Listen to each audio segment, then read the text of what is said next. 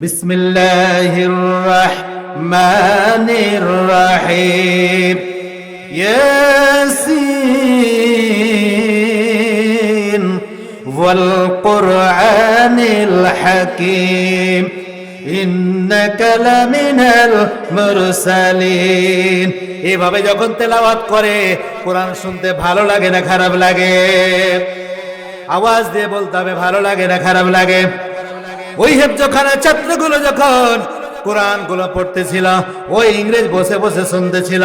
ওই কোরআনের তেলাওয়াত শুনে বুঝুক আর না বুঝুক, ইংরেজের কারণের কর্ণ শিহরে যেন একটা মজা লাগা শুরু হয়েছে, আনন্দ লাগা শুরু হয়েছে। এবার ওই ইংরেজ ওই বাচ্চাগুলোর মধ্য থেকে একটা ছোট্ট বাচ্চাকে ডেকে বলে, ও আমার ছোট্ট বাচ্চারা, তুমি শোনো দেখি, আমার কাছে পার্সোনালি আসো, তোমরা যে তেলাওয়াত করে এটা কি পড়তেছিলে? এই ছোট্ট ছেলেটা বলে, আমরা যা পড়ি এটা হচ্ছে আল্লাহ তাআলার কোরআন পড়ি। কি পড়ি? আল্লাহর কোরআন পড়তেছিলাম। ওই ইংরেজ বলতেছে, তোমরা যে কোরআন পড়তেছো, এই কোরআন তোমরা কিভাবে পড়তেছো, কিভাবে মুখস্থ করতেছো, আমাকে কি পার্সোনালি একটু শোনানো যাবে? ছোট্ট একটা বাচ্চা বলছে, জি, আপনি যদি শুনতে চান আমরা শোনাতে পারবো। আমাদের এলাকার হেফজখানার ছাত্রগুলোকে অনেক সময় আমরা ধরে ধরে তাদের জবান থেকে তেলাওয়াত শুনি, কথা বলেন ঠিক কিনা? ওই ইংরেজ দেখি, তুমি তোমার কোরআনুল কারীম থেকে একটা সূরাগুলো আমাকে পড়ে শোনাও তো দেখি। ওই ছোট্ট বালকটা ওই ইংরেজের সামনে দীপ্তহীন কণ্ঠে বলা শুরু করে দিল, বিসমিল্লাহির রহমানির রহিম আর রহমান আল্লামাল কুরআন খালাকাল ইনসানা আল্লামাহুল বায়ান আশ-শামসু ওয়াল কমারু বিহুসবান। এইভাবে ছন্দকারে যখন সূরা রহমান তেলাওয়াত করা শুরু করেছে, ওই ইংরেজ তার অজান্তেই এই হাফেজে কোরআনের জবান থেকে কোরআনের তেলাওয়াত শুনে শুনে তার চোখ দিয়ে ঝরঝর করে পানি পড়া শুরু করে দিয়েছে। বলেন মারহাবা। মানুষ যখন কিয়ামতের ময়দানে হিসাব দিয়ে চলে যাবে, হিসাব দেওয়ার জন্য একত্রিত হবে, হিসাব দেওয়ার সময় কিছু মানুষের নেকির পাল্লা হালকা হয়ে যাওয়ার কারণে জাহান্নামী হয়ে যাবে। আল্লাহ তাআলা ওই জাহান্নামী বান্দাগুলোকে যখন জাহান্নামের দিকে নিয়ে যাবে ফেরেশতারা, ওই ফেরেশতাদের যাওয়াটা সময় আল্লাহ তাআলা বান্দাদের দিকে দেখে দেখে চিন্তা করবেন, এই বান্দাগুলো যারা যাচ্ছে তারা তো আমার আদরের বান্দা ছিল, তারা আমার কিছু সময় যদিও আমার নেক আমল করে নাই, কিন্তু অন্য সময় তো করেছে। এই জন্য ফেরেশতাদের বলবে, আমার ফেরেশতারা দাঁড়াও দাঁড়াও, এই বান্দাকে কেন কোথায় নিয়ে যাচ্ছ? ফেরেশতারা বলবে, আল্লাহ তোমার এই বান্দাগুলো জাহান্নামে যাচ্ছে। আল্লাহ বলবেন, না না, ওই বান্দাগুলোকে একটু দাঁড় করাও, তাদের আমলটা আমার হাতে একবার দিয়ে দাও।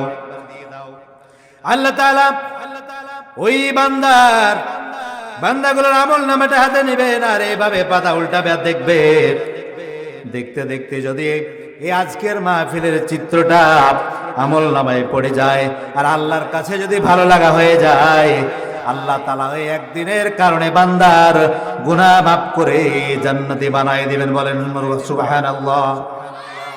এই নিয়ামত যেই বান্দারা পাবে, এই বান্দারা এই নিয়ামতি জায়গার মধ্যে বসে যতক্ষণ থাকবে, এই বান্দা যদি নেকি করতেও না পারে, বান্দার আমল নামায় কোনো গুনাহ লেখা হবে না।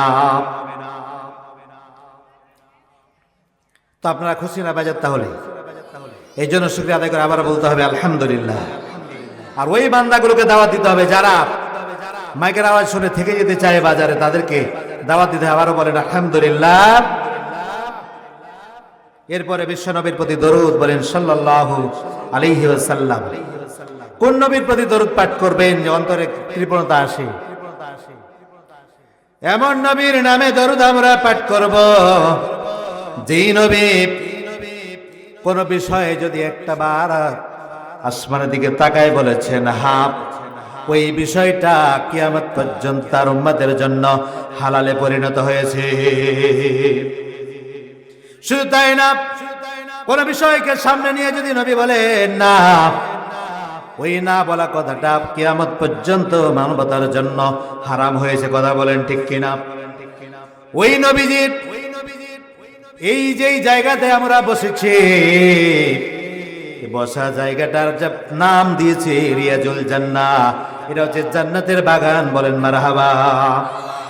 যে নবীর কথায় আমরা জান্নাতের বাগানটা চিনেছি, ওই নবীর নামে অন্তরস্থল থেকে দরুদ সালাম পেশ করে আমরা আবারও বলছি সাল্লাল্লাহু আলাইহি ওয়াসাল্লাম। কি পারা যাবে না? আবার বলেন তো সাল্লাল্লাহু আলাইহি ওয়াসাল্লাম। আমরা এই মাহফিলে কোরআন সামনে রেখে আল্লাহর কাছে দোয়া করি, আল্লাহ পাক এই কোরআনুল কারীমের মাহফিলটাকে যেন কিয়ামত পর্যন্ত কবুল করে নেন, আর এলাকাবাসীর জন্য এই মাহফিলটা নাজাতের জরিয়া হিসেবে কবুল করে নেন, আল্লাহুম্মা আমিন। সাথে সাথে আবারও দোয়া করি, আমাদের কয়েকদিন পরে রমজান, কথা বলেন ঠিক কিনা? রমজান মাসটা শ্রেষ্ঠ একটা মাস, সেই মাসের সকল বরকত যেন আমাদেরকে আল্লাহ পাক দান করেন, বলে আল্লাহুম্মা আমিন। সম্মানিত ভাইরা, সময় আমরা ক্ষেপণ করব না, আপনাদের সামনে আমি কুরআনুল কারীমের একটি সূরা থেকে কিছু তেলাওয়াত করেছি, আবার একটু আমার সাথে পড়েন তো দেখি। বিসমিল্লাহির রহমানির রহিম। ইকরা বিসমি রাব্বিকাল্লাযী খলাক খলাকাল ইনসানা মিন আলাক اقرأ وربك الأكرم الذي علم بالقلم علم الإنسان ما لم يعلم। এই আয়াতগুলো আল্লাহ তাআলার বাণী, কার বাণী বলেন তো দেখি? আল্লাহ তাআলা বাণীগুলো কেন দিলেন, কোন সময় দিলেন, কার উপরে নাজিল করলেন, আর আমি বা কেন আপনাদের সামনে তেলাওয়াত করলাম, উদ্দেশ্য আছে না নাই? শুনবেন আপনারা? শুনবেন? এই পৃথিবীতে 1,24,000 পয়গম্বর, মতান্তরে 2,24,000 পয়গম্বর এসেছেন। এই পয়গম্বর গুলোর মধ্যে সর্বশেষ পয়গম্বরের নাম কি আপনারা জানেন? কি জানেন? সব শেষ এসেছেন। সে নবীর নাম কি? জোরে বলেন তো, মুহাম্মদ সাল্লাল্লাহু আলাইহি ওয়াসাল্লাম। আল্লাহ রাব্বুল আলামিন অসংখ্য নবী রাসূলের ব্যাপারে আমাদের আখির জামানায় পয়গম্বর নবী মুহাম্মদ সাল্লাল্লাহু আলাইহি ওয়াসাল্লামকে জমিনে প্রেরণ করলেন।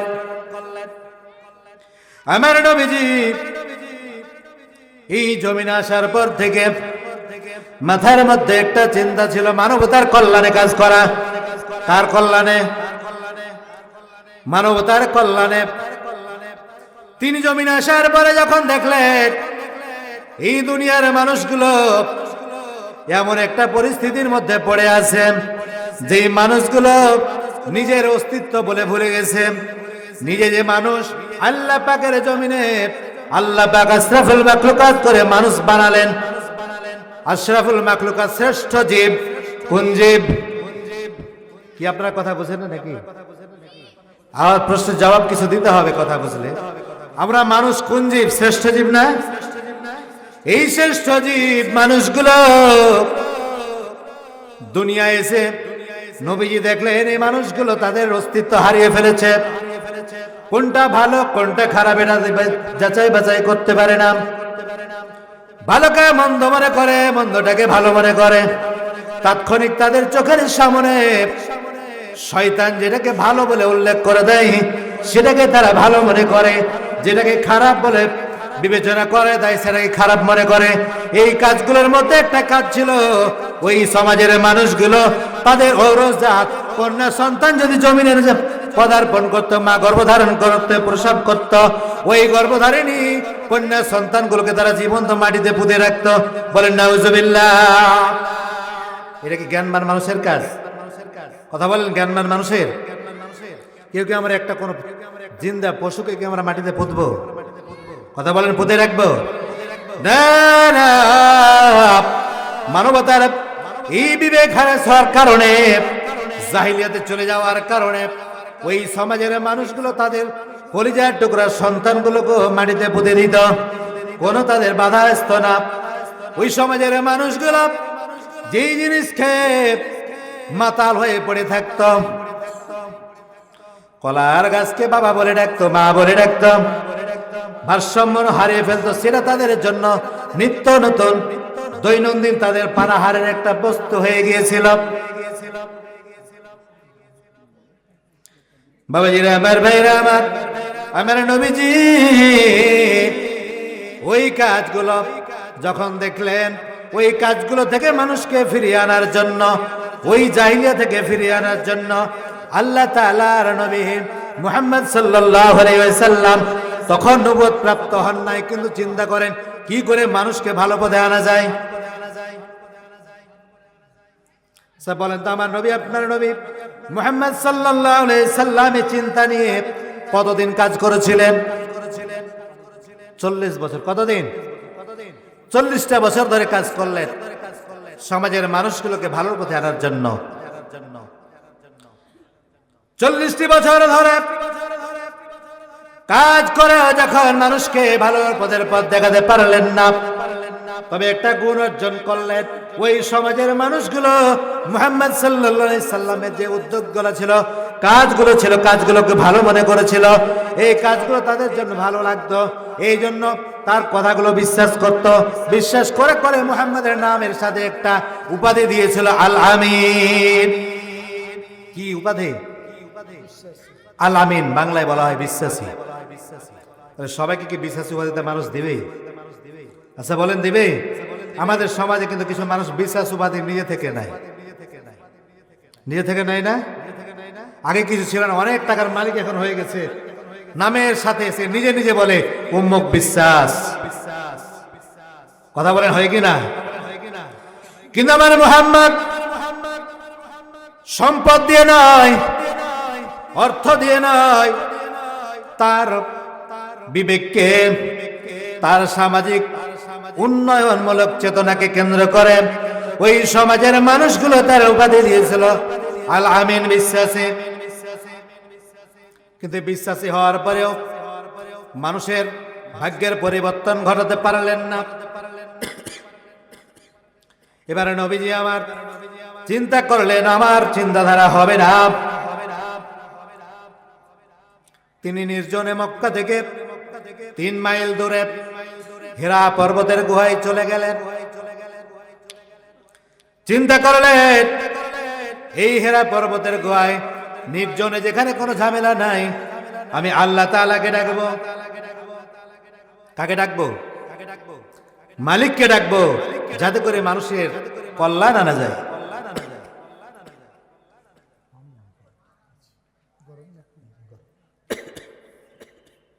কার জন্য কাজ করছেন? সমাজের মানুষকে ভালো করার জন্য। কথা বলেন ঠিক কিনা?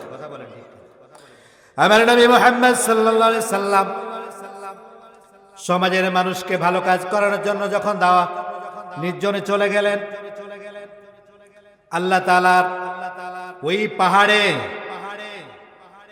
মা খাদিজার কাছ থেকে খাবারগুলো নিয়ে চলে যেতেন। কয়েকদিন ধরে ধরে ওই নির্জন এলাকায় গিয়ে প্রভুকে ডাকতে বলতেন, আল্লাহ, আমি জানি আমার চিন্তাধারা সমাজের মানুষগুলোকে ভালো বানানো যাবে না, এই মানুষগুলোকে ভালো বানানোর জন্য তোমার পক্ষ থেকে ফয়সালা দাও, তোমার পক্ষ থেকে ফয়সালা দিয়ে দাও। ওই হেরায় যখন গিয়ে আল্লাহর কাছে চাইলেন, আল্লাহ পাক ওই সময় নাজিল করলেন বিধান। কি নাজিল করলেন? বিধান নাজিল করলেন। ফেরেশতা জিবরাইলকে পাঠিয়ে দিলেন। ফেরেশতা জিবরাইল নবীর কাছে এসে বলে, আসসালামু আলাইকা ইয়া রাসূলুল্লাহ, হে নবী, আপনার প্রতি শান্তি বর্ষিত হোক, আল্লাহর রহমত বর্ষিত হোক। এরপরে বললেন, ইকরা বিসমি রাব্বিকাল্লাযী খালাক, পড়ো তোমার প্রভুর নামে যিনি তোমাকে সৃষ্টি করেছেন। বলেন তো, সমাজ ভালো করার জন্য প্রথম আল্লাহ পাক বিধান দিয়ে কি করতে বললেন? পড়তে বললেন। কি করতে বললেন? আমরা পড়তে রাজি আছি। কারা কারা রাজি? দুই হাত আল্লাহকে তুলে আরে তাকবীর ধরে দেন, লিল্লাহি তাকবীর। আমরা রাজি আছি তো নাকি? কিন্তু আমার নবী বলেন, লা আনা বিকরিন, আমি তো কারি না, আমি পড়তে জানি না, আমি পড়তে পারবো না। রাসূল কি তার আগে কোনোদিন বিশ্ববিদ্যালয়ে লেখাপড়া করেছেন? কোন মাদ্রাসায় গেছেন? স্কুলে গেছেন? কোথাও যাননি, পড়া জানেন না। ওই সময় বলেন তো ছাত্রকে মুহাম্মদ সাল্লাল্লাহু আলাইহি সাল্লাম, আর শিক্ষক জিবরাইল আমিন। জিবরাইল আমিন রাসূলকে এইভাবে জড়িয়ে ধরলেন, উচ্চাপন দিলেন। আমার নবী বলেন, জিবরাইলের চাপনে আমার কষ্ট হলো, ভীষণ কষ্ট লাগলো। জিবরাইল ছেড়ে দিলেন, আবার বলছেন ইকরা, তুমি পড়ো। নবী আবার বলছেন লাভ, আমি পড়তে পারি না। আবার জিবরাইল চাপ ধরে জড়িয়ে ধরে চাপ দিলেন। নবী বলেন আগে চাইতে এবার কষ্ট আরো বেড়ে গেল। কথাটা ভালো করে শুনবেন। ছাত্র পড়া না পারলে ছাত্রকে পিটাতে হবে, কথা ঠিক কিনা? পড়া না পারলে ছাত্রকে শাস্তি দেওয়া লাগবে। মুহাম্মদ সাল্লাল্লাহু আলাইহি ওয়াসাল্লাম চেপে ধরলেন। রাসূল বললেন না, আমার খুব কষ্ট হলো। জিবরাইল ছেড়ে দিলেন, আবার বললেন ইকরা, তুমি পড়ো। নবী তৃতীয়বারও বললেন লা, আমি পড়তে পারি না। নবীকে তৃতীয়বার আবার চেপে ধরলেন। নবী বলেন এবার আরো কষ্ট বেড়ে গেল। এবার যখন ছেড়ে দিয়েছেন, আমার নবী পড়া শুরু করে দিলেন, বিসমিল্লাহির রহমানির রহিম, ইকরা বিসমি রাব্বিকাল্লাযী খলাক। জিবরাইল আগে আগে পড়েন, নবী আবার জিবরাইলের সাথে সাথে পড়া শুরু করলেন, ইকরা বিসমি রাব্বিকাল্লাযী খলাক। জিবরাইল পড়ালেন, নবী অর্থ বুঝে ফেললেন। আল্লাহ তাআলা বলে দিলেন, ইকরা, তুমি পড়ো বিসমি রাব্বিকাল্লাযী খলাক, তোমার প্রভুর নামে যিনি তোমাকে সৃষ্টি করেছেন। যে সৃষ্টি করেছে তার নামেই পড়তে হবে, কথা বলেন ঠিক কিনা? আচ্ছা বলেন তো, যিনি আপনাকে আমাকে সৃষ্টি করেছেন তার নামে কি পড়া হয়? কি পড়া হয়? কোরআন পড়া হয় না? কেউ কে লিখেছেন আল্লাহর নামে ইংরেজি পড়ো? বলেছে? আল্লাহর নামে অঙ্ক পড়ো, আল্লাহর নামে ফার্সি পড়ো। আল্লাহর নামে পড়া শুরু করতে গিয়ে আমরা পড়ে নিলাম ইকরা বিসমি রাব্বিকাল্লাযী খলাক। জিবরাইল শিখাই দিলেন আমার নবীকে, জানাই দিলেন নবী গো, তুমি পড়ো, যিনি তোমাকে সৃষ্টি করেছে সেই প্রভুর নামে তুমি পড়ো। খলাকাল ইনসানা মিন আলাক, যিনি মানুষকে সৃষ্টি করেছেন ঝুলন্ত রক্তপিণ্ড থেকে। কি থেকে? কোন মানুষকে কি আল্লাহ এমনিতে বানিয়ে দিলেন নাকি? আদম আলাইহিস সালামকে কাদামাটি দিয়ে প্রকাশ্যে বানানো হয়েছিল, এরপরে সমস্ত মানুষকে আল্লাহ রক্তপিণ্ড থেকে বানিয়েছেন, কথা বলেন ঠিক কিনা? কিন্তু ইসলামে দোষর, ইসলাম মানে না। কাফির মুশরিকরা কিছুদিন আগে বলেছিল মানুষ বানর থেকে হয়েছে, বলে নাউজুবিল্লাহ। মানুষ কোথা থেকে হয়েছে? বানর থেকে। আল্লাহ বললেন কি? খলাকাল ইনসানা মিন আলাক, আমি মানুষকে বানিয়েছি ঝুলন্ত রক্তপিণ্ড থেকে।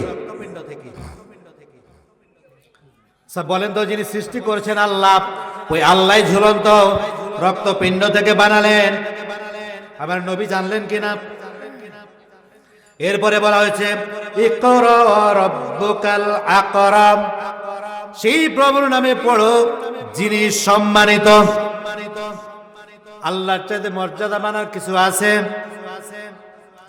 আচ্ছা বলেন তো, আছে নাকি? একটু কালিমা পড়েন, লা ইলাহা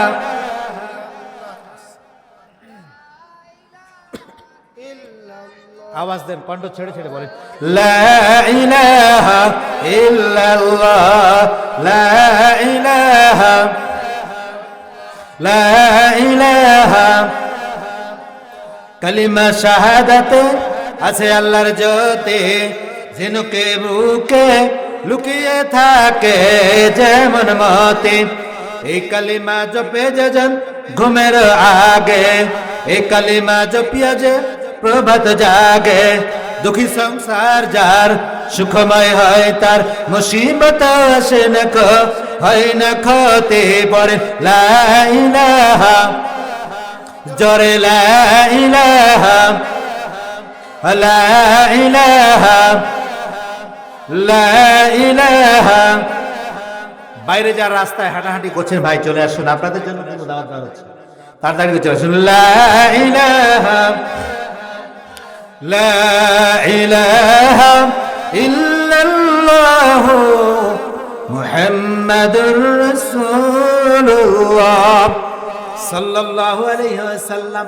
তাহলে আমাদের কাছে সবচেয়ে সম্মানিত মর্যাদা পাওয়ার একমাত্র মালিককে আমরা কালিমার মধ্যে স্বীকার করেছি যে লা ইলাহা ইল্লাল্লাহ মুহাম্মাদুর রাসূলুল্লাহ, যে আল্লাহ ছাড়া পৃথিবীতে আমার ইবাদত পাওয়ার যোগ্য কোনো ব্যক্তি আর নাই। কথা বলেন ঠিক কিনা? আমার নবীজি কাছে যখন এই তেলাওয়াতগুলো শেখানো হলো যে আপনি পড়েন তোমার আপনার প্রভুর নামে যিনি আপনাকে সৃষ্টি করেছেন ওই ঝুলন্ত রক্তপিণ্ড থেকে, আর ওই মালিক হচ্ছেন সর্বশ্রেষ্ঠ মর্যাদার মালিক, ওই প্রভুর নামে পড়ুন আল্লাযী আল্লামা বিল কলাম। আর ওই শ্রেষ্ঠ মালিক আপনাকে শিখাই দিয়েছেন কলমের মাধ্যমে। ওই কলমের মাধ্যমে যে মালিক আপনাকে শিক্ষা দিয়েছেন সেই মালিকের নামে পড়ুন। এরপরে বললেন আল্লামাল ইনসানা মা লাম ইয়ালাম, এমন জিনিস আল্লাহ আপনাকে শিক্ষা দিয়েছেন যেটা মানুষ জানে না। কথা বলেন ঠিক কিনা? মানুষ যেটা জানে না এই শিক্ষা কে দিয়েছেন? আল্লাহর নাম নিলে গুনাহ হবে? জোরে বলেন তো, যেটা মানুষ জানে না শিক্ষা কে দিয়েছেন? আল্লাহ দিয়েছেন। যে কি শিক্ষা? কলমের মাধ্যমে সে শিক্ষা যাকে দিয়েছেন ওই মানুষগুলো ইনসানগুলো যেন ওই শিক্ষা গ্রহণ করতে না পারে, এই জন্য পৃথিবীর বুকে আন্তর্জাতিকভাবে ষড়যন্ত্র হয়ে ইসলাম থেকে মানুষকে দূরে সরায়া, কোরআন থেকে দূরে সরায়া ওই মানুষগুলোকে দ্বীনি শিক্ষা থেকে বিতাড়িত করার জন্য বিভিন্ন মিডিয়ার মাধ্যমে বিভিন্ন দুনিয়াবি শিক্ষা দিয়ে, বিভিন্ন আগডুম বাগডুম ঘোড়াডুম শিক্ষা দিয়ে মানবতাকে এই দ্বীনি শিক্ষা থেকে বঞ্চিত করেছে। কথা বলেন ঠিক কিনা? শুধু তাই না বাবা, এই দুনিয়ার মানুষগুলোকে এই দ্বীনি মজলিস থেকে বের করার জন্য এই জমিনের মধ্যে আল্লাহ তাআলার জমিনে যেন এই কোরআন থেকে কেউ কথা বলে মানুষকে হেদায়েতের দিকে না আনতে পারে, এই জন্য এই কোরআনের আওয়াজ বন্ধ করার ষড়যন্ত্র পৃথিবীতে হয়েছে না হয় নাই? এই জমিনে কোরআন থেকে মানুষকে বঞ্চিত করার জন্য আজ নতুন ভাবে ষড়যন্ত্র হয় নাই। ষড়যন্ত্র হয়েছিল ব্রিটিশ আমলে, ইংরেজদের আমলে। তারা কেমন করে ষড়যন্ত্র করেছিল একটু বলি।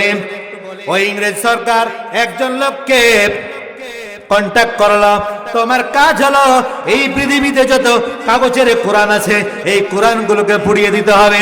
এই কোরআনগুলোকে যদি পুড়িয়ে দেওয়া যায় এই জমিন থেকে কোরআন শিখতে পারবে না, কলমে লেখা কোরআন শিখতে পারবে না। এই কোরআন থেকে মানুষ বঞ্চিত হবে। যখন মানুষ বঞ্চিত হবে আমাদের শিক্ষা তারা গ্রহণ করে নেবে, ইংরেজি শিক্ষা তারা গ্রহণ করে নেবে। এই ইংরেজি শিক্ষায় তারা শিক্ষিত হবে, কোরআন থেকে বঞ্চিত হবে। যখন কোরআন থেকে বঞ্চিত হয়ে যাবে এই পৃথিবীর বুকে ইংরেজের রাজত্ব খাটবে, ইংরেজের ক্ষমতা খাটবে। এই চিন্তা নিয়ে ইংরেজেরা কোরআনটাকে পুড়িয়ে দেওয়ার ষড়যন্ত্র করেছিল। বলেন নাউজুবিল্লাহ। কিন্তু কোরআন পুড়াতে চাইলে পুড়িয়ে কি শেষ করা যাবে? কথা বলেন যাবে? কারণ আল্লাহ তাআলা বলে দিয়েছেন, আল্লাহ বলে দিয়েছেন যে আমি নিজে এই কোরআনের হেফাজতকারী। কোরআন হেফাজতকারী কে? আল্লাহ তাআলা নিজেই কোরআনের হেফাজতকারী। যিনি কোরআন নাজিল করলেন তিনি নিজেই কোরআনুল কারীমের ভিতরে জানিয়ে দিয়েছেন, ইন্না নাহনু নাযালনা যিকরা ওয়া ইন্না লাহু লাহাফিজুন। বলেন আল্লাহু আকবার। যেই কোরআন আল্লাহ পাক নাযিল করেছেন মানবতার কল্যাণের জন্য, এই কোরআন হেফাজত করার জন্য কোন মানুষকে আল্লাহ দায়িত্ব দেন নাই। দায়িত্ব নিয়েছেন কে? আরো জোরে বলেন, দায়িত্ব নিয়েছেন কে? যে আল্লাহ দায়িত্ব নিয়েছেন, ওই আল্লাহ যদি হেফাজত করেন, পৃথিবীর কোন শক্তি এই কোরআন থেকে মানুষকে বঞ্চিত করতে পারবে না। ওই ইংরেজ সরকার চিন্তা করলো কাগজের কোরআনগুলো জমিন থেকে পুড়িয়ে ছাই করে দেব, আকাশে উড়াইয়ে দেব, আর কোরআন থাকবে না। এই জমিনে মানুষ আর কোরআন পড়তে পারবে না। এই জন্য একদল লোককে ভাড়া করে ওই যে দেশে দেশে ছেড়ে দিল। একজন লোক ছিল, ঘটনাটি ঘটেছে দিল্লির মসনদে। দিল্লির এলাকায় একজন ইংরেজ এসেছে। দিল্লির এলাকা থেকে কোরআনগুলো পাক ভারত মহাদেশের কোরআনগুলোকে ক্রয় করে করে সংগ্রহ করে করে একসাথে করে রাতের অন্ধকারে গিয়ে একটাই পুড়াইয়ে দিয়ে দিত। যদি সরাসরি কেউ চায় কোরআনটা আমার কাছ থেকে ছিনে নিব, দিব? কথা বলেন, দিবে? কিন্তু আমার কাছ থেকে টাকা দিয়ে যদি কিনে একজন হিন্দু করলে তাকে বিক্রি করে দিই। কথা বলেন ঠিক কিনা? ইংরেজ সে দুনিয়াবি অর্থ দিয়ে কোরআনগুলোকে ক্রয় করে করে জমায়েত করে দিল এবং একসাথে আগুন দিয়ে পুড়িয়ে দিল। বলেন নাউজুবিল্লাহ। এই কোরআন যখন পুড়িয়ে দিচ্ছে, কোরআন ক্রয় করে আর পোড়ায় করতে করতে দিল্লির এক মাদ্রাসার কাছে গিয়ে দেখে ছোট্ট ছোট্ট বাচ্চাগুলো কোরআন পড়তেছে। বলেন মারহাবা। যে সমাজের কোরআনের কাগজের কোরআন পুড়িয়ে দেওয়ার জন্য ষড়যন্ত্র চলছে, ওই সময়ে কিছু হাফেজে কোরআন কোরআন পড়তে মুখস্থ করতেছে। বলেন মারহাবা। এই ইংরেজ চলে গেল, ওই ছোট্ট বাচ্চাগুলোর কাছে গিয়ে তাদের কাছে বসে বসে তাদের জবান দিয়ে তেলাওয়াত শুরু করে দিলাম, শ্রবণ করতে লাগলাম। আচ্ছা বলেন তো, হেফজখানার ছাত্ররা যখন কোরআন পড়ে, আমার সাথে পড়েন, বিসমিল্লাহির রাহমানির রাহিম, ইয়াসিন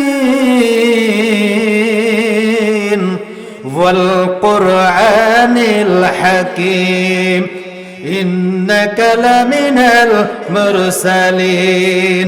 এভাবে যখন তেলাওয়াত করে, কোরআন শুনতে ভালো লাগে না খারাপ লাগে? আওয়াজ দিয়ে বলতে হবে, ভালো লাগে না খারাপ লাগে? ওই হেফজখানার ছাত্রগুলো যখন কোরআনগুলো পড়তেছিল, ওই ইংরেজ বসে বসে শুনতেছিল।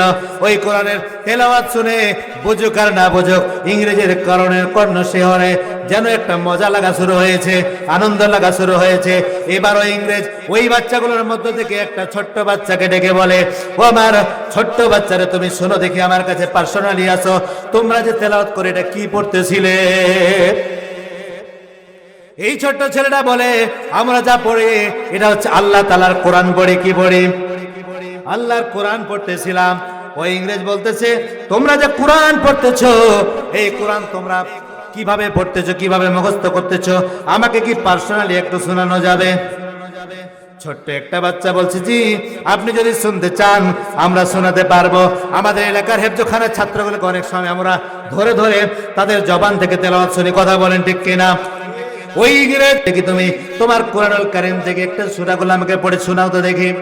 ওই ছোট্ট বালকটা ওই ইংরেজের সামনে দীপ্ত কণ্ঠে বলা শুরু করে দিল, বিসমিল্লাহির রাহমানির রাহিম, আর রহমান আল্লামাল কুরআন, খালাকাল ইনসানা আল্লামাহুল বায়ান, আশ-শামসু ওয়াল কমারু বিহুসবান।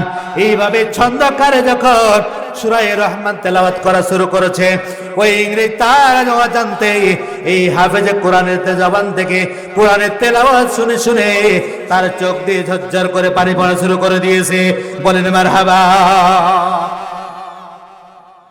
এই আল্লাহর জমিনে কোরআনকে যখন নিশ্চিহ্ন করতে চায়, আল্লাহ তাআলা যেহেতু এর হেফাজত করে, ওই হেফাজত করার জন্য আল্লাহ তাআলা পরিবেশ তৈরি করে দেন। কথা বলেন ঠিক কিনা?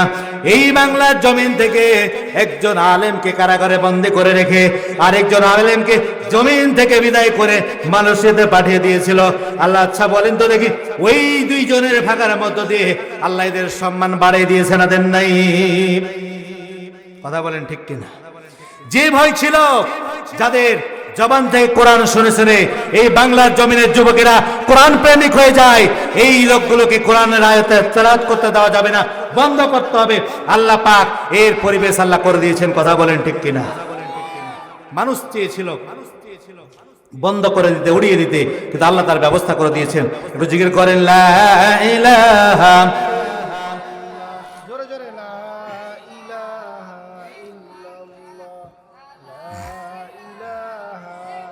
সামনের ফাঁকা জায়গা যদি পূরণ না করেন শয়তান জায়গা নিয়ে নেবে।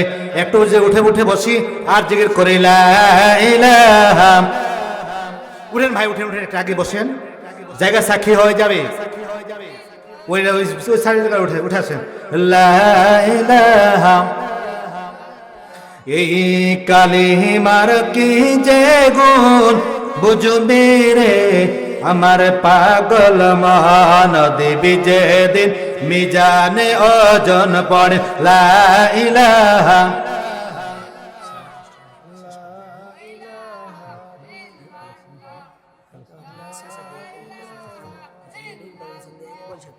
লা ইলাহা জোরে লা ইলাহা ইল্লাল্লাহ। লা ইলাহা ইল্লাল্লাহ মুহাম্মাদুর রাসূলুল্লাহ সাল্লাল্লাহু আলাইহি ওয়াসাল্লাম। আল্লাহ পাকের নবী এই জমিনে যে কোরআন তেলাওয়াত নিয়ে আসলেন, এই জমিন থেকে মুছে দিতে চেয়েছিলেন, কিন্তু আল্লাহ পাক এই কোরআন শিক্ষা দিয়েছেন, মানবতাকে জানিয়ে দিয়েছেন তোমরা পড়ো সেই প্রভুর নামে যিনি তোমাকে ঝুলন্ত রক্তপিণ্ড থেকে বানিয়েছেন এবং যিনি তোমাকে শিক্ষা দিয়েছেন কলমের মাধ্যমে, যেই প্রভু সম্মানিত সেই প্রভুর নামে পড়ো। আর পড়ো যিনি তোমাকে এমন শিক্ষা দিয়েছে যা মানুষ জানতো না। অতএব যা জানি না সেই জিনিসটা জানার জন্য আমাদের কোথায় যাওয়া লাগবে? কার কাছে যাওয়া লাগবে? কোরআনের কাছে যাওয়া লাগবে। তাহলে আমাদের জীবনে সমাধান আসবে। এই কোরআনের কাছে যেতে না পারলে আমাদের জীবনে সমাধান আসবে না। কথা বলেন ঠিক কিনা? এই জন্য এই সমাধান আমাদের নেওয়ার জন্য জমিনে কাজ করতে হবে। আল্লাহর নবীর কাছে যখন এই আয়াতগুলো নাজিল হয়ে গেল, আল্লাহর নবীর কাছে যখন প্রথমে আসলো আশ্চর্য মনে হলো, নবীজিকে ভয় ভয় মনে হলো। আল্লাহর নবী ওই হীরা গুহা থেকে আয়াতগুলো নিয়ে বাসায় চলে গেলেন, খাদিজাকে জানালেন, আমার প্রাণের বিবি রে খাদিজা, তুমি বলো দেখি, আমার এই ঘটনা হয়ে গেল, আমার ভয় হচ্ছে, আমার কাঁপুনি শুরু হয়েছে, আমাকে চাদর দিয়ে ঢেকে দাও। আল্লাহ নবীকে খাদিজা চাদর দিয়ে আবৃত করে দিলেন, ঢেকে দিলেন। কিছুক্ষণ পরে যখন নবীজি আমার শান্ত হলেন, তখন নবী এই ঘটনা খুলে বললেন, আমি ওই গুহার মধ্যে আমাকে যেভাবে জিব্রাইল চাপন দিয়েছিল আমার বড় কষ্ট হয়েছিল। কথা বলেন, ভয় ছিল কিনা? ভয়ে মধ্য দিয়ে শিখেছে। সেই হীরা গুহায় যা ঘটলো খাদিজার কাছে আমার নবীজি বর্ণনা করলেন। আল্লাহ নবীর জবান থেকে কথা শুনে খাদিজা বললেন, আল্লাহর কসম করে বলি গো নবী, আপনার এই কথাগুলোর মধ্যে আপনাকে আল্লাহ তাআলা কোনো অন্যায়ের মধ্যে ফেলবেন না, বিচলিত করে ফেলবেন না। এই কথাগুলোর মধ্যে আমি যে বুঝতেছি আল্লাহ পাকের পক্ষ থেকে এই কথাগুলো আপনার জন্য আপনার উপরে বর্তিতেছে। তবে আমি আপনাকে তেমন বলবো না, আমার বিশ্বাস নিশ্চয় আপনি আল্লাহর নবী। কারণ হলো ও মুহাম্মদ, আমি যা দেখেছি সমাজের মানুষগুলোর মধ্যে আত্মীয় স্বজনের সাথে আপনি সদ্ব্যবহার করেছেন, গরিব এতিম মিসকিনদের আপনি খাদ্যের ব্যবস্থা করেছেন, অসহায়দের খাদ্যের ব্যবস্থা করেছেন, মানুষের সাথে সদাচরণ করেছেন। যেই লোকটার মধ্যে এই গুণগুলো থাকে ওই লোকটা কোনোদিন বিপদগামী হবে না। কথা বলেন ঠিক কিনা? আমাদের সমাজের মধ্যে দেখবেন কিছু মানুষ সোজা সরল শান্ত মেজাজের হয়, অন্যায়ের পথে পা বাড়ায় না। কথা বলেন ঠিক কিনা? যারা অন্যায় করে না তারা অন্যায় দ্বারা মুসলিম হয় না, নির্যাতিত হয় না। কথা বলেন ঠিক কিনা?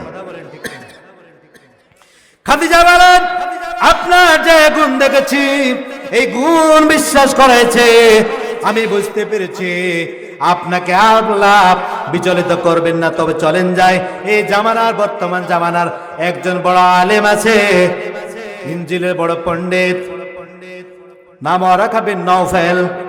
ওয়ারাকা বিন নওফেলের কাছে নিয়ে গেলেন নবীজিকে। নবীজির কাছে নবীকে যখন নিয়ে গেলেন, আমার নবী ওই কথাগুলো ওয়ারাকা বিন নওফেলের কানে যখন বলে দিলেন, জানালেন।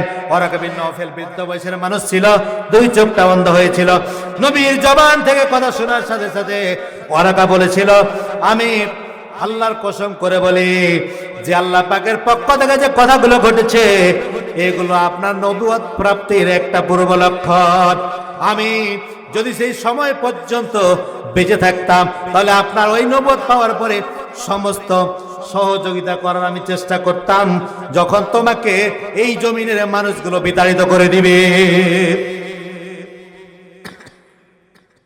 মুহাম্মদকে বলছে যখন এই সমাজের মানুষগুলো তোমাকে বিতাড়িত করবে, তখন যদি আমি বেঁচে থাকতাম তাহলে আমি তোমার যে সর্বোচ্চ শক্তি দিয়ে তোমাকে সহযোগিতা করব।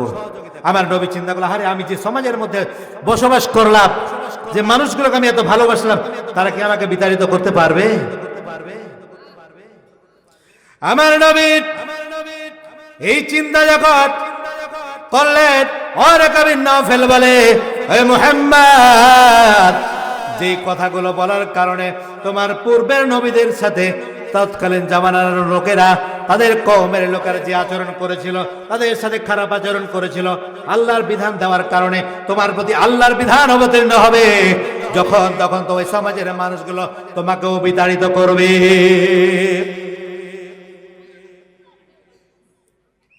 নবীজি আমার সেখান থেকে চলে গেলেন। যাওয়ার কিছুদিন পরে ওয়ারাকা বিন নওফেল ইন্তেকাল করলেন। এরপরে কিছুদিন আল্লাহ পাকের পক্ষ থেকে ওহী আসা বন্ধ ছিল। আবার কিছুদিন পরে ওহী আসা বন্ধ থাকার পরে কিছুদিন পরে আবার আল্লাহর নবী দেখেন আসমান এবং জমিনের মধ্যখানে ওই যে জিব্রাইল তাকে চাপে চেপে ধরেছিল, ওই জিব্রাইল আসমান এবং জমিনের মধ্যখানে একটি স্বর্ণের চেয়ারে সুন্দর হয়ে বসা আছে। আবার এসেছে আমার নবীজি দেখে ভয় পেয়ে গেলেন, কাঁপতে লাগলেন। নবীজি যখন কাঁপতে লাগলেন বললেন, আমাকে চাদর দিয়ে ঢেকে দাও। আল্লাহ তাআলা ওই সময় চাদরাবৃত সময় আল্লাহ তাআলা ডাক দিয়ে বলেন, আমার সাথে বলেন, বিসমিল্লাহির রহমানির রহিম। ইয়া আইয়াতুহাল মুদ্দাসির কুম ফাআনজির ওয়া রাব্বাকা ফাকাব্বির ওয়া সিয়াবাকা ফাতাহহির ওয়ার রুজুজা ফাহজুর। আল্লাহ বলেন, হে বস্ত্রাচ্ছাদিত, আপনি উঠুন, আপনি লোকদেরকে সতর্ক করুন। কাকে সতর্ক করার কথা বললেন? লোক মানে মানুষ, আমাদের কি কথা বলেন ঠিক কিনা? মানুষকে আল্লাহ বললেন, ও নবী আপনি উঠুন, আপনি লোকজনকে, মানবতাকে সতর্ক করুন, আর আপনার প্রতিপালকের শ্রেষ্ঠত্ব ঘোষণা করুন। আল্লাহ পাকের শ্রেষ্ঠত্ব ঘোষণাটা কি আমরা কি করি? আল্লাহ পাকের শ্রেষ্ঠত্ব ঘোষণা করার কথা বললেন, আর রাসূলকে বললেন, তোমার পোশাক পরিচ্ছন্ন পবিত্র করো এবং এরপর থেকে পবিত্রতা দূর করো, অপবিত্রতাকে দূর করে দাও। আল্লাহ তাআলা ওই নবীজিকে ডাক দিয়ে বলেন, নবী গো আপনি উঠুন, আর চাদর পরে বসে থাকা চলবে না। এখন সময় এসেছে মানবতাকে জাগিয়ে তুলতে হবে। কাকে জাগিয়ে তুলতে হবে? আমরা বলেন তো, আমরা এখন সময় এসেছে এই বাংলার জমিনে, এই বাংলার জমিনের যারা এই কোরআন থেকে পিছিয়ে ছিল, ওই মানবতাকে জাগিয়ে তোলার সময় এসেছে না আসে নাই? কথা বলেন, এসেছে কিনা? আমার নবীকে যখন বললেন, আমার নবী কাছে কোরআন আসতে লাগলো, বললেন, আল্লাহ এখন সময় এসেছে, মানবতাকে জাগিয়ে তুলুন, মানবতার ওই ভুলের পথ থেকে বের করে আনুন, ওই মানুষগুলোকে সতর্ক করুন, আর আপনার পোশাকগুলোকে পবিত্র করুন, আর অপবিত্রতাকে দূর করে দেন। কারণ যত অপবিত্রতা ছিল জাহিলিয়াতের কারণ, তাদেরকে পবিত্রতা অর্জন করুন। আল্লাহর নবী এই কথা বলার পর থেকে সূরা মুদ্দাসিরের 1 থেকে 5টা আয়াত নাজিল হওয়ার পর থেকে ক্রমান্বয়ে এক এক করে আল্লাহ পাকের পক্ষ থেকে গোটা কুরআনুল কারীম নাজিল হয়েছে এই জমিনে একমাত্র মানবতার কল্যাণের জন্য। কথা বলেন ঠিক কিনা?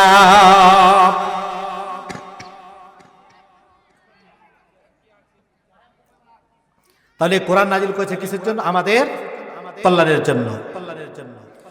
আল্লাহ পাকের শ্রেষ্ঠত্ব ঘোষণা করার কথা বলেছেন। সেই শ্রেষ্ঠত্বটা হচ্ছে এই জমিনে একমাত্র লালন পালনকারী, একমাত্র সকল ক্ষমতার অধিকারী কে? জোরে বলেন তো, একমাত্র সকল ক্ষমতার অধিকারী কে? দুনিয়ার কোন মানুষ যদি বলে এই দুনিয়ার একমাত্র ক্ষমতার অধিকারী হচ্ছে ডোনাল্ড ট্রাম্প, মানে নেবেন আপনারা? ভারতের দাদা যদি ক্ষমতাশালী মনে করেন, মানবেন? বাংলার জমিনে যদি কেউ মনে করে ডক্টর ইউনূস ক্ষমতাশালী, মানবেন? কি বলেন না, মানবেন নাকি? একমাত্র ক্ষমতাশালী প্রভু হচ্ছেন আমার আল্লাহ। সে আল্লাহর শ্রেষ্ঠত্ব বর্ণনা করতে হবে। ওই শ্রেষ্ঠত্ব বর্ণনার ঘোষণা আল্লাহ পাকের পক্ষ থেকে নবী যখন যখন দেওয়া শুরু করলেন, কালিমার দাওয়াত শুরু করলেন, লা ইলাহা ইল্লাল্লাহ, এই জমিনের একমাত্র মালিক হচ্ছে আল্লাহ। ওই আল্লাহর ইবাদত করা লাগবে। ওই আল্লাহ বাদ দিয়ে দুনিয়ার কোনো মানুষের গোলামি করা যাবে না, তাবেদারি করা যাবে না, গ্রহণ করা যাবে না, তার আইন মানা যাবে না, তার সমাজ প্রতিটাকে মানা যাবে না। আল্লাহকে বাদ দিয়া, আল্লাহর হুকুম বাদ দিয়ে যখন সমাজের মানুষগুলোর যে কাজগুলো চলতেছিল এই কাজগুলো থেকে ফিরে আসার কথা বললেন, ওই সমাজের মানুষগুলো এবার বলে, মুহাম্মদ তুমি যা এতদিন বলছিলে ভালোই ছিলে, আজ এই কথাগুলো বলার কারণে বুঝতে পেরেছি তোমার এই মস্তিষ্ক নষ্ট হয়েছে, তুমি বড় পাগল হয়েছো। বলেন নাউজুবিল্লাহ। এই কালিমার দাওয়াত দিতে গিয়ে কিছু মানুষকে দুনিয়ার জমিনে পাগল সাজতে হয়েছিল। কথা বলেন ঠিক কিনা? এই কালিমার দাওয়াত জমিনে বাস্তবায়ন করতে গিয়ে কিছু মানুষকে জেনাখোর সাজতে হয়েছিল। কথা বলেন ঠিক কিনা? এই বাতিলেরা সাজিয়েছিল একজন ভালো মানুষের নামের চরিত্রের উপরে কলঙ্ক করে, মানুষটাকে কলঙ্কিত করে বিশ্বের বুকে ইহুদি খ্রিস্টানদের কাছে ওই ভালো মানুষটার কলঙ্কে ছেড়ে তুলে ধরেছিল। কথা বলেন ঠিক কিনা? কিন্তু আল্লাহর জমিনে, আল্লাহ পাকের জমিনে আল্লাহর শ্রেষ্ঠত্ব যারা অর্জন করায়, শ্রেষ্ঠত্ব ঘোষণা যার জবান থেকে হয়েছে, আল্লাহ তাআলা এই জমিনের ভিতরে মানুষটাকে শ্রেষ্ঠত্ব দান করেছে। যে মক্কার মানুষগুলো মুহাম্মদ কালিমার দাওয়াত দেওয়ার কারণে ওই মানুষগুলো পাগল বানায় দিল, জাদুকর বানায় দিল, সিয়াবে আবি তালেবের জেলখানায় বন্দী করে রাখলো। এক সময় আল্লাহ পাক ব্যবস্থা করে দিলেন, জেলখানা থেকে বের করলেন, মক্কা জয় করালেন, ওই কাফির মুশরিকদের উপরে শ্রেষ্ঠত্ব দান করায়া তামাম পৃথিবীর শ্রেষ্ঠ নেতা বানায় দিলেন। বলেন ঠিক কিনা? ওই শ্রেষ্ঠ নেতা হয়ে যখন কালিমার দাওয়াত মানুষকে দিলেন, ওই কথাগুলো সমাজের মানুষ যারা মেনেছে তারাই এই জমিন থেকে শ্রেষ্ঠত্ব অর্জন করেছে। যারা মানতে পারে নাই, সেই তৎকালীন সময় থেকে শুরু করে কিয়ামত পর্যন্ত যারা মানবে না, ওই লোকগুলো দুনিয়া থেকে জাহান্নামী হয়ে যাবে। কথা বলেন ঠিক কিনা? আল্লাহর নবী সাহাবায়ে কেরামদের নিয়ে যখন কথা বলতেছিলেন, একবার বললেন, ও আমার সাহাবীরা তোমরা শুনে রাখো, কোন মানুষ যদি আল্লাহর শ্রেষ্ঠত্ব ঘোষণা করে দিতে পারে, কালিমা লা ইলাহা ইল্লাল্লাহ মুহাম্মাদুর রাসূলুল্লাহ সাল্লাল্লাহু আলাইহি সাল্লাম, আল্লাহকে জীবনের সমস্ত কাজের শ্রেষ্ঠত্ব দিয়া, ওই আল্লাহকে রিজিক দাতা, পালন কর্তা, সৃষ্টিকর্তা, তার সবগুলো ক্ষমতা দিয়ে তাকে শ্রেষ্ঠত্ব যারা ঘোষণা দিবে, আর ওই মালিকের শ্রেষ্ঠত্বের ঘোষণা দিয়ে ওই মালিকের সব কাজগুলো যারা গ্রহণ করে নিবে, আর আমি মুহাম্মদকে যারা নবী হিসাবে স্বীকার করে নিবে, আর যারা জীবন যাপন করবে, এই লোকটার জীবনে যত বড় গুনাহ করুক না কেন, ওই লোকটাকে আল্লাহ পাক মাফ করে জান্নাতি বানায় দিবেন। বলেন সুবহানাল্লাহ। এই যখন জান্নাতের ঘোষণা হয়ে গেল, জান্নাতের মধ্যে যে নাজ নিয়ামত ভোগ করবে মানুষ, এই নাজ নিয়ামত দুনিয়ার এই জামান দিয়ে কল্পনাও করতে পারে না। কথা বলেন ঠিক কিনা? কত সুন্দর সুন্দর খাবার আমরা জমিনে খাই, ফরমালিন যুক্ত না মুক্ত? ভালো খাবারগুলো আমরা কি খাই? ফরমালিন যুক্ত না মুক্ত? খাবারে ভেজাল আছে না নাই? ঝামেলা মুক্ত খাবার আমরা পাই না।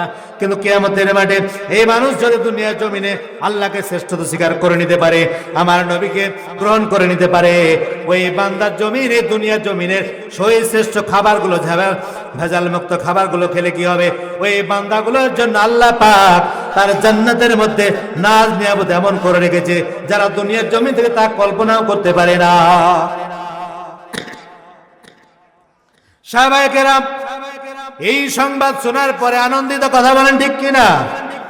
আপনারা কি কেউ যদি এখান থেকে ঘোষণা হয়ে যায় যারা এই মাহফিলে বসবে তারাই জান্নাতি, আপনারা কি রাগ করবেন? কেউ কে কে রাগ করবেন? হাত তোলেন তো দেখি। কেউ রাগ করবেন না, খুশি হবেন। আল্লাহর নবীর সামনে সাহাবায়ে কেরাম সবাই সন্তুষ্ট হয়ে গেল, কিন্তু একজন সাহাবীর চোখ দিয়ে পানি ঝরা শুরু করে নিল। সবাই আনন্দিত, একজন সাহাবী চোখ দিয়ে পানি ছেড়ে দিয়ে বলে, কাঁদে আর কাঁদে। আল্লাহর নবী সাহাবীকে ডাক দিয়ে বলেন, সাহাবী রে, আমার কাছ থেকে যে সংবাদ পেলে সবাই আনন্দিত, তোমার চোখ দিয়ে কেন পানি ঝরে, তুমি কেন কাঁদো? ওই সাহাবী ডাক দিয়ে বলেন, ইয়া রাসূলুল্লাহ, আমি এজন্য কাঁদি, আপনি বললেন যারা কালিমা পড়ে নিবে, আপনার কাছে বায়াত গ্রহণ করে নিবে, ওরা সবাই মাপ পেয়ে যাবে যা অপরাধ করেছে। কিন্তু নবীজি, আমি এমন অপরাধ করেছি যে অপরাধের কারণে আল্লাহ আমাকে মাফ করবে না। আচ্ছা বলেন, নবী যদি বলে মাফ করবে আল্লাহ, আর কারো কথা আছে? কথা বলেন আছে? আর মা বোনদের লক্ষণ করে বলছি, আপনারা খেয়াল করেন মাপ যে কি ঘটনা ঘটলো, যে সাহাবী কাঁদে, রাসূলের কথা বলার পরেও সাহাবী কাঁদে যে আমার বুঝি মাফ হবে না। নবীজির সামনে এমন ভাবে কাঁদতে লাগলেন সাহাবী, ওই চোখ দিয়ে ঝরঝর করে পানি ছেড়ে দিয়ে কাঁদে আর বলে, নবী গো, আমি এমন অপরাধ করেছি যে অপরাধের জন্য আমার আল্লাহ মাফ করবে না। কারণ আপনি নবী, আপনার নবুয়তের পূর্বে এই জমিনের মানুষগুলো এমন মেধা শূন্য হয়েছিল, এই মানুষগুলো ভালো জিনিস বুঝতো না। আগো নবীজি, আমি ওই জাহিলিয়াতের কারণে আমার এই ওরস জাত, আমার জন্ম দেওয়া সন্তানদের মধ্য থেকে এক এক করে 6টা কন্যাকে আমি জীবন্ত কবর দিয়েছিলাম। বলেন নাউজুবিল্লাহ। 6টাকে কবরস্থ করেছে, আমার কোনো মায়া লাগে নাই। 70 নম্বরে আমার বেবি ছিল গর্ভবতী অন্তঃসত্ত্বা। ওই সময় আমি এই ব্যবসার জন্য যখন বাড়ি বেরিয়েছিলাম, ওই সময় আমার বিবিকে বলেছিলাম, বিবি রে, এই সমাজে কোন সন্তানের, কোন মানুষের কন্যা সন্তান হলে মানুষটাকে, সমাজের মানুষগুলো ঘৃণার চোখে দেখে। আমি আর এক এক করে 6 জন সন্তানকে হত্যা করেছি। এরপরে কি আছে জানি না তোমার গর্ভের মধ্যে, এটা কি কেউ বলতে পারে নাকি? গর্ভের ভিতরে কি আছে বলতে পারে? এটা তো আপনাদের বিশ্বাস হবে না, কারণ জন্মের 1 মাস আগেই মেডিকেলে যে বলে দেয় তোমার ছেলে নামে। কথা বলেন ঠিক কিনা? এটা ওদের সব খবর পাওয়া যায়। মেডিকেলে বলেছিল তোমার ছেলে হবে, কিন্তু হওয়ার সময় দেখা যাচ্ছে মেয়ে হয়েছে। এর জন্য যখন সংবাদ পেয়েছিল ছেলে হবে খুশি ছিল, যখন মেয়ে হয়েছে মুখটা কালো হয়েছে, নারাজ হয়েছে, এমন সংবাদ আছে। কথা বলেন ঠিক কিনা? আবার অনেক মানুষও আছে বারবার ছেলে একটা মেয়ের জন্য লালায়িত আছে, কিন্তু সংবাদ পেল যে তার মেয়ে হবে এবার, কিন্তু দেখা যাচ্ছে আবার ছেলে হয়েছে, তখনও মন খারাপ হয়। কথা বলেন ঠিক কিনা? কিন্তু ওই সময় ওই স্বামী তার স্ত্রীর গর্ভে কি আছে জানে না। গর্ভবতী স্ত্রীকে যখন রেখে যায়, ব্যবসার কাজে চলে গেল। এখন বর্তমান সময় যদি হতো, যাওয়ার পর থেকে লন্ডনে থাকলেও বাংলাদেশ থেকে ভিডিও কলে দেখা যেত। কথা বলেন ঠিক কিনা? ওই সময় এমন ব্যবস্থা ছিল না। ওই ব্যবসার জন্য যখন চলে গেল, কয়েক মাস পরে ওই নারীর গর্ভ থেকে যে সন্তানটা আসলো, সেটাও ভাগ্যক্রমে সন্তানটা ছেলে না হয়ে মেয়ে জন্মগ্রহণ করলো। আচ্ছা বলেন, আপনারা বুঝে থাকলে বলেন, স্বামী বলেছিল কথা ঠিক, স্বামীর কথা মানত কথা ঠিক, কিন্তু এমন কোন নিষ্ঠুর মা জমিনে অ্যাক্টিভ খুঁজে পাওয়া যাবে যে মা নিজ হাত দিয়ে তার সন্তানটাকে কবরস্থ করতে পারবে? এমন নিষ্ঠুর মা আছে? যদি বলেন কি আছে? না, পারে নাই। ওই মা ওই তার মেয়ে সন্তানটাকে কবরস্থ করতে পারে নাই। যখন পারলো না, ওই মেয়ে সন্তানটাকে মা সুন্দর করে লালন পালন করলো। ওই লোকটি, ওই সাহাবী ব্যবসার কাছ থেকে ফিরে আসার পরে দেখে ওই ঘরে যে একটা সুন্দর ফুটফুটে চেহারার একটা মেয়ে সন্তান চলাফেরা করে, উঠা বসা করে। ওই সাহাবী বলেন, আমি আমার স্ত্রীকে বললাম, এই সুন্দরী মেয়েটাকে। আমার স্ত্রী বলল, স্বামী গো, আপনি উপদেশ দিয়েছিলে তোমার গর্ভ থেকে তোমার দেওয়া যে সন্তান হবে, ছেলে হলে লালন পালন করতে বলেছিলে, মেয়ে হলে তাকে হত্যা করতে বলেছিলে গো স্বামী। কিন্তু আমার গর্ভ থেকে এই যে আমি আশা করেছিলাম যে ছেলে হবে, কিন্তু ছেলে হয় নাই, মেয়ে হয়েছে। কিন্তু আমি মা ওই ছেলেটার দিকে যখন তাকিয়ে দেখেছি, তুমি তাকিয়ে দেখো, তুমি বাবা, তোমার চেহারার কিছু অংশ যেন নূর যেন ওই মেয়েটার মধ্যে পরিলক্ষিত হচ্ছে। বা আমার চেহারার কিছু লক্ষণ ছেলে সন্তানের ভিতরে থাকে না থাকে না? এই সন্তানের মধ্যে যখন পরিলক্ষিত হচ্ছে, আমি দেখলাম আপনার কথা স্মরণ করে আমি হত্যা করতে পারলাম না।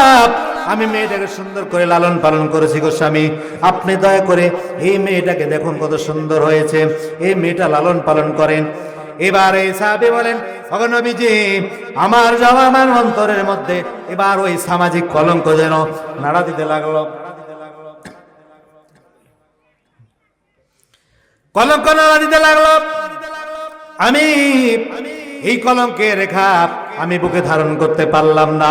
আমার রাত্রিবেলা ওই মেয়েটাকে মধ্যখানে করলাম, আমার স্ত্রী এক পাশে, আমি এক পাশে বসে শুয়েছিলাম। এমন সময় আমার স্ত্রীকে বললাম, বিবি রে, আমি অনেকদিন পর্যন্ত বাইরে থেকে আসলাম, তুমি সকালবেলা এই সুন্দর আমার ছেলেটাকে সাজায় দাও, এই মেয়েটাকে নিয়ে আমি একটু মেহমান হিসেবে অন্যত্র চলে যাব, বেড়াতে যাব। এই কথা বলে আমি আমার স্ত্রীর কাছ থেকে সকালবেলা ওই মেয়েটাকে আমার সুন্দর করে সাজিয়ে নিলাম। সাজিয়ে নেওয়ার পরে মেয়েটাকে নিয়ে আমি পথ চলতে লাগলাম।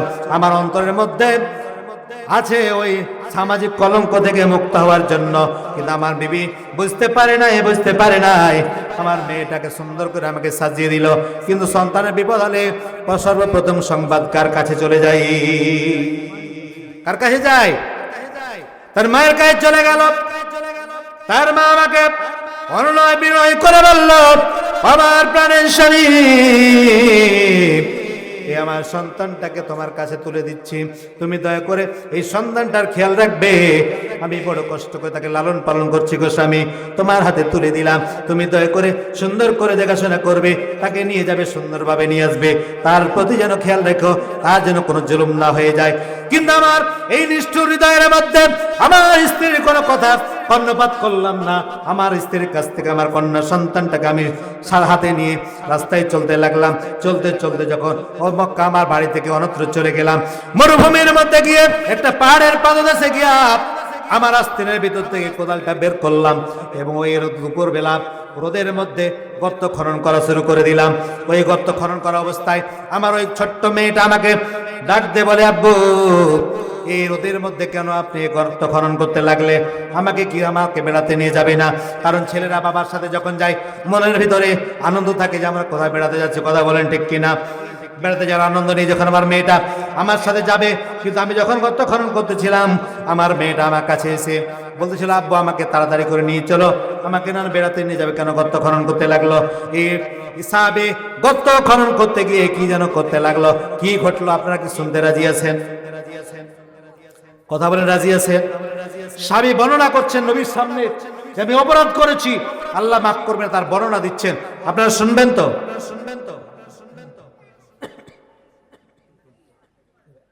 কারা কারা শুনবেন? হাত তুলেন, আল্লাহকে দেখান তো। লিল্লাহি তাকবীর, লিল্লাহি তাকবীর। ঘটনাটা হলো, স্বামীর ব্যাপারে আল্লাহ রাসূল বললেন, তোমাকে আল্লাহ মাফ করেছে কালিমা পড়ার কারণে, কিন্তু স্বামীর অপরাধ এমনটি ছিল যে অপরাধ মাপ পাবে না। বর্ণনা দিতেছেন আর কাঁদতেছেন। আলোচনা হবে কি এর মধ্যে একটু আপনাদেরকে কষ্ট দেব। এই কষ্টটা হচ্ছে এই জমিনে কোরআন বাস্তবায়ন করতে হবে, কথা বলেন ঠিক কিনা? এই কোরআন বাস্তবায়ন করতে গেলে কোরআনের শিক্ষা প্রচার ঘটাতে হবে। এই জায়গাটা আমাদের কোরআন শিক্ষার ক্লাস, কথা বলেন ঠিক কিনা? আসমানের নিচে জমিনের উপরে আল্লাহর নবী বলেন সেই ব্যক্তিটা সাধারণ মানুষ হতে পারে না যে লোকরা জমিনের মধ্যে কোরআন শিক্ষা করে, মানুষকে শিক্ষা দেয়। এই জায়গার মধ্যে আপনাদের কোরআন শিক্ষা দেওয়ার জন্য ব্যবস্থা করা হয়েছে। এই শ্রেষ্ঠ কাজে আপনারা কারা কারা সহযোগিতা করতে পারবেন?